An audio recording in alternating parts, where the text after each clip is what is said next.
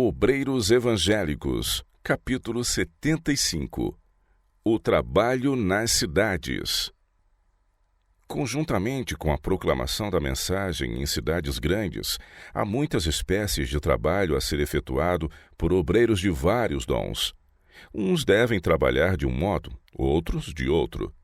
O Senhor deseja que as cidades sejam trabalhadas mediante os esforços unidos de obreiros de diferentes habilidades. Todos devem buscar em Jesus a direção, não confiando na sabedoria dos homens, a fim de que não se extraviem. Como cooperadores de Deus, devem procurar estar em harmonia uns com os outros. Deve haver frequentes concílios e fervorosa, sincera cooperação. Contudo, todos devem buscar em Jesus sabedoria, não dependendo só da direção de homens. O Senhor deu a alguns ministros a habilidade de reunir e conservar grandes congregações. Isto exige o exercício de tato e habilidade. Nas cidades de hoje, onde existem tantas coisas destinadas a atrair e agradar, o povo não pode se interessar por esforços medíocres. Os ministros designados por Deus hão de achar necessário envidar esforços extraordinários para atrair a atenção das multidões. E quando conseguem reunir grande número de pessoas, têm de apresentar mensagens de caráter tão fora da ordem comum que o povo fique desperto e advertido. Tem de fazer uso de todos os meios que possam ser planejados para fazer com que a verdade sobressaia clara e distintamente. A probante mensagem para este tempo deve ser apresentada tão clara e decididamente que comova os ouvintes e os leve ao desejo de estudar as Escrituras. Os que fazem a obra do Senhor nas cidades têm de envidar esforço calmo, perseverante e devotado, em favor da educação do povo. Conquanto devam trabalhar fervorosamente para interessar os ouvintes e conservar esse interesse, têm de ao mesmo tempo precaver-se contra qualquer coisa que se aproxime do sensacionalismo. Nesta época de extravagância e ostentação, em que os homens julgam necessário fazer aparato para conseguir êxito, os escolhidos mensageiros de Deus devem mostrar o erro de gastar meios desnecessariamente para causar efeito. Ao trabalharem com simplicidade, humildade, gentil dignidade, evitando tudo que seja de natureza teatral, sua obra fará duradoura impressão para o bem. A necessidade, é certo, de despender dinheiro judiciosamente em anunciar as reuniões e em levar a cabo a obra sobre bases sólidas. Contudo, ver-se-á que a força de cada obreiro reside não nessas manifestações exteriores, mas na tranquila confiança em Deus, na oração fervorosa a Ele, pedindo auxílio na obediência à sua palavra. Muito mais oração, muito maior semelhança com Cristo, muito mais conformidade com a vontade de Deus devem ser introduzidas na obra do Senhor. Demonstrações exteriores e extravagante dispêndio de meios não realizarão a obra que há por fazer. A obra de Deus deve ser levada avante com poder. Precisamos do batismo do Espírito Santo. Precisamos compreender que Deus acrescentará às fileiras de seu povo homens de habilidade e influência que hão de desempenhar sua parte em advertir o mundo. Nem todos no mundo são iníquos e pecaminosos. Deus tem muitos milhares que não dobraram os joelhos a Baal. Há nas igrejas caídas homens e mulheres tementes a Deus. Se assim não fosse, não seríamos incumbidos de proclamar a mensagem: caiu a grande Babilônia, sai dela, povo meu. Apocalipse capítulo 18, versos 2 e 4. Muitos dos sinceros de coração estão suspirando por um sopro de vida do céu. Eles reconhecerão o Evangelho quando lhes for apresentado na beleza e simplicidade com que é apresentado na Palavra de Deus. Ensinando os princípios da reforma de saúde. Como um povo, foi-nos dada a obra de tornar conhecidos os princípios da reforma de saúde. Alguns há que pensam que a questão do regime alimentar não seja de importância suficiente para ser incluída em seu trabalho evangélico. Mas esses cometem um grande erro. A palavra de Deus declara: portanto, quer comais, quer bebais ou façais outra qualquer coisa, fazei tudo para a glória de Deus. 1 Coríntios capítulo 10, verso 31. O assunto da temperança em todas as suas modalidades tem lugar importante na obra da salvação. Em conexão com nossas missões de cidade, deveria haver cômodos apropriados em que aqueles nos quais se despertou interesse possam reunir-se para serem instruídos. Esta obra necessária não deve ser efetuada de modo tão pobre que se faça impressão desfavorável sobre o espírito do povo. Tudo o que é feito deve dar testemunho favorável em prol do autor da verdade e deve, de modo apropriado, representar a santidade e a importância das verdades da terceira mensagem angélica. A obra da reforma de saúde é um meio empregado pelo Senhor para diminuir o sofrimento de nosso mundo e para purificar sua igreja. Ensinai ao povo que eles podem desempenhar o papel da mão ajudadora de Deus mediante sua cooperação com o obreiro mestre na restauração da saúde física e espiritual. Esta obra traz o selo divino e há de abrir portas para a entrada de outras verdades preciosas. Há lugar para trabalhar em todos quantos efetuarem esta obra inteligentemente. Conservai na frente a obra da reforma de saúde. É a mensagem que sou instruída a apresentar. Mostrai tão claramente o seu valor que se venha sentir uma vasta necessidade dela. A abstinência de todo alimento e bebida prejudiciais é o fruto da verdadeira religião. Aquele que é perfeitamente convertido abandonará todo hábito e apetite prejudiciais. Pela abstinência total, vencerá ele o desejo das condescendências que destroem a saúde. Trabalhai pelas classes abastadas. Devem os servos de Cristo trabalhar fielmente pelos ricos de nossas cidades e assim como pelos pobres e humildes. Há muitos homens abastados que são suscetíveis às influências e impressões da mensagem angélica e que, quando a Bíblia, e ela unicamente, lhes é apresentada como expositor da fé e prática cristãs, serão pelo Espírito de Deus levados a abrir portas para o avançamento do Evangelho.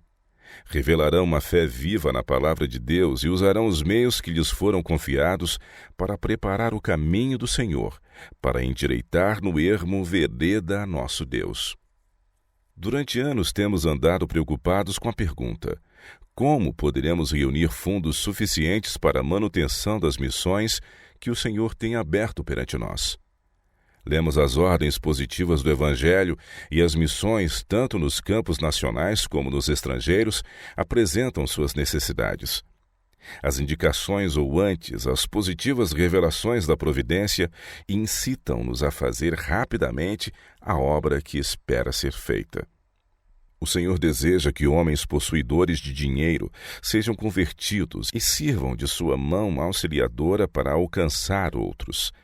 Ele deseja que os que podem ajudar na obra da reforma e restauração vejam a preciosa luz da verdade e sejam transformados no caráter e levados a empregar em seu serviço o capital que lhes foi confiado. Ele deseja que empreguem os meios que lhes emprestou em fazer bem, em abrir o caminho para o Evangelho ser pregado a todas as classes, perto e longe. Não há de ser o céu apreciado pelos homens sábios do mundo? Oh, sim! Ali encontrarão eles descanso e paz e repouso de todas as futilidades, toda a ambição, todo o egoísmo. Instai com eles para que busquem a paz e felicidade e gozo que Cristo anela conceder-lhes.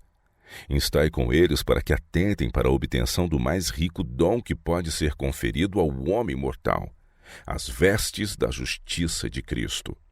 Cristo oferece-lhes uma vida comparável com a vida de Deus e um peso eterno de glória muito excelente. Se aceitarem a Cristo, terão a mais elevada honra, honra que o mundo não pode dar nem tomar. Verão que na observância dos mandamentos de Deus há grande galardão. O compassivo Redentor ordena aos seus servos que deem a ricos e a pobres o convite para a ceia. Ide para os caminhos e valados, e por vossos esforços perseverantes e resolutos, compeli-os a entrar. Que os ministros do Evangelho se apoderem desses homens abastados do mundo e os tragam ao banquete da verdade que Cristo lhes preparou. Aquele que por eles deu a preciosa vida diz: trazei-os e fazei-os sentar à minha mesa, e eu os servirei. ministros de Cristo. Relacionai-vos com essa classe. Não os passeis por alto como casos sem esperança. Trabalhai com toda a persuasão possível, e como fruto de vossos fiéis esforços, vereis no reino do céu pessoas que serão coroadas como vencedores, para cantar o triunfante hino do conquistador. Comigo andarão de branco, diz o primeiro e o último, porquanto são dignas disso. Apocalipse capítulo 3, verso 4. Muitíssimo pouco esforço se tem feito em favor de homens que se acham em lugares de responsabilidade no mundo. Muitos deles possuem superiores habilitações, têm meios e influência. Estes são preciosos dons que o Senhor lhes confiou, a fim de serem aumentados e usados para o bem de outros. Procurai salvar homens abastados, rogai-lhes que restituam ao Senhor os tesouros que ele lhes confiou em depósito, para que em Nova York e outras grandes cidades possam ser estabelecidos centros de influência, dos quais a verdade bíblica em sua simplicidade irradie para o povo. Persuade homens a acumularem seus tesouros ao lado do trono de Deus, devolvendo ao Senhor sua fazenda, habilitando seus obreiros a fazer o bem e promover sua glória. Planos para aumentar o número de obreiros. A força de um exército mede-se especialmente pela eficiência dos homens que lhe compõem as fileiras. Um general capaz instrui seus oficiais a exercitarem todos os soldados para o serviço ativo. Procura desenvolver o mais alto grau de eficiência da parte de todos. Se ele devesse depender apenas dos oficiais, nunca poderia esperar dirigir com êxito uma campanha. Ele conta com os serviços leais e infatigáveis de cada homem em seu exército. A responsabilidade repousa em grande parte sobre aqueles que compõem as fileiras. E assim se dá no exército do príncipe Emanuel. Nosso general, que jamais perdeu uma batalha, espera de cada um que se alistou sob seu estandarte serviço fiel e voluntário. No conflito final que agora se trava entre as forças do bem e as hostes do mal, espera ele que todos, tanto membros leigos como ministros, tomem parte. Todos os que se alistaram como soldados seus devem prestar fiel serviço como homens bem dispostos, com um vivo reconhecimento da responsabilidade que sobre eles repousa individualmente. Aqueles a cujo cargo se encontram os interesses espirituais da Igreja devem formular planos e meios pelos quais se dê a todos os seus membros alguma oportunidade de fazer uma parte na obra de Deus. Nem sempre foi isto feito em tempos passados. Não foram bem definidos nem executados os planos para empregar os talentos de cada um em serviço ativo. Poucos há que avaliem devidamente quanto se tem perdido por causa disto. Os dirigentes da causa de Deus, como sábios generais, devem delinear planos para fazer movimentos de avanço ao longo de toda a linha. Em seus planos devem dar estudo especial à obra que pode ser feita pelos membros leigos em favor de seus amigos e vizinhos.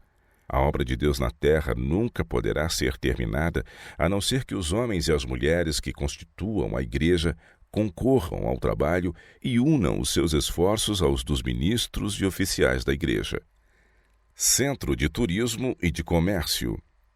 Nestes dias de muito viajar, as oportunidades para entrar em contato com homens e mulheres de todas as classes e de muitas nacionalidades são muito maiores do que nos dias de Israel. As rotas comerciais têm se multiplicado 1000 vezes. Deus tem preparado maravilhosamente o caminho. A agência da imprensa, com seus múltiplos recursos, está ao nosso dispor. Bíblias e publicações em muitas línguas, expondo a verdade para este tempo, estão à nossa disposição e podem ser levadas rapidamente para todas as partes do mundo. Cristãos que vivem nos grandes centros de comércio têm oportunidades especiais. Crentes dessas cidades podem trabalhar a favor de Deus na vizinhança de seus lares. Nas mundialmente afamadas termas balneares, praias e centros de comércio turístico, onde fervilham muitos milhares de pessoas em busca de saúde e prazer, devem achar-se estacionados ministros e colportores capazes de cativar a atenção das multidões. Estejam esses obreiros alerta à sua oportunidade de apresentar a mensagem para este tempo e realizem reuniões quando tiverem ocasião. Sejam ligeiros em aproveitar as oportunidades de falar ao povo. Acompanhados do poder do Espírito Santo, apresentem-se ao povo com a mensagem dada por João Batista: arrependei-vos, porque é chegado o reino dos céus. Mateus capítulo 3, verso 2. A palavra de Deus deve ser apresentada com clareza e poder, para que os que têm ouvidos para ouvir ouçam a verdade. Assim, o evangelho da verdade presente será posto no caminho dos que o não conhecem e será aceito por não poucos e por eles levado a seus lares em todas as partes do mundo. Devemos dar a última advertência de Deus aos homens. E qual não deveria ser nosso fervor em estudar a Bíblia e nosso zelo em espalhar a luz? Que cada alma que recebeu a iluminação divina procure comunicá-la.